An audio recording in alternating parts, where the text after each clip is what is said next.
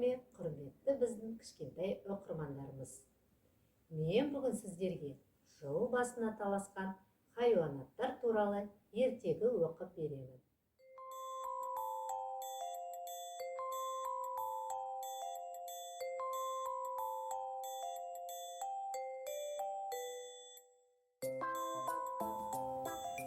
Бұрынғы ерте заманда хайуандар жыл басы болуға таласыпты.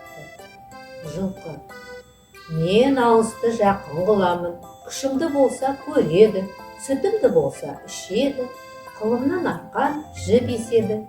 Адамға менен пайдалы мал жоқ, жыл басы мен боламын, дейді. Сонда түйе оған: сен адамның жұмысын қылсан, құлқылың үшін құл болдың. Мен сен көтере алмайтын ауырды көтеріп, неше айлық алыс жерлерге барамын.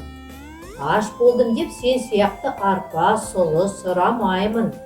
Көде болса көде, жусан болса жусан жеп, не кез келсе соны көре кетіп, табылса су ішіп, табылмаса шөлде де шыдап жүре беремін.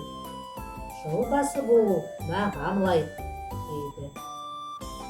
Соған қарап сиыр тұрып: адам егін ексе, жер жыртса мен керекпін. Олар сүтімді ішеді, құрт майымды жейді. Жыл басы болу маған лайық, дейді.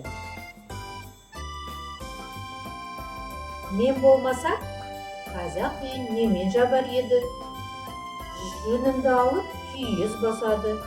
Жабағымнан киім тігеді, арқан жіп еседі. Сүтімнен құрт май алады. Шаруаға менен пайдалыларын жоқ, деп ой шығыпты. Сонда ит: мен болмасам, сендердің бәрінде не ұрлап, не қасқыр жеп тауысар еді. Сендердің баршаңызды көзден таза қылмай бағып жүрген бақташымын. Ұшқан көрсем, үріп, абалап, үйеме хабар беремін, дейді мақтанып. Әтеште қарап тұрмай: жыл басы болуға мен лайықтымын. Мен болмасам, адам ұйықтап қалар еді. Мен таңертең тұрып, таң атты деп хабар беремін. Кеш болса, жатар мезгіл болды деп ескертемін, дейді. Тышқан не айтарын білмей сәл тұрады да бір қулық ойлап жиналған көпке былай дейді: бұл таластан еш нәрсе өнбес. Жылды қарап тұралық күн бұрын көрсе, сол жыл басы болсын.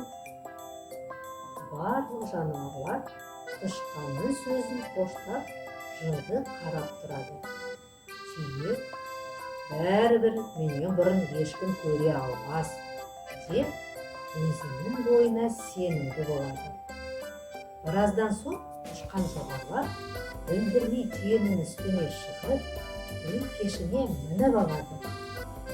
Біз көреміз, деп таласып жатқан хайуандар ең биікте отырған тышқанға мән бермейді. Сөйтіп, биікте отырған тышқан айласын асырып, жылды бәрінен бұрын көріп, жыл басы болыпты. Ал түйе бойына сеніп, жылдан құр қалыпты. Ал балалар, егер де сендерге осы ертегі ұнаған болса, Александр Сергеевич Пушкин атындағы қалалық балалар кітапханасында сіздерді күтеміз. Сау болыңыздар.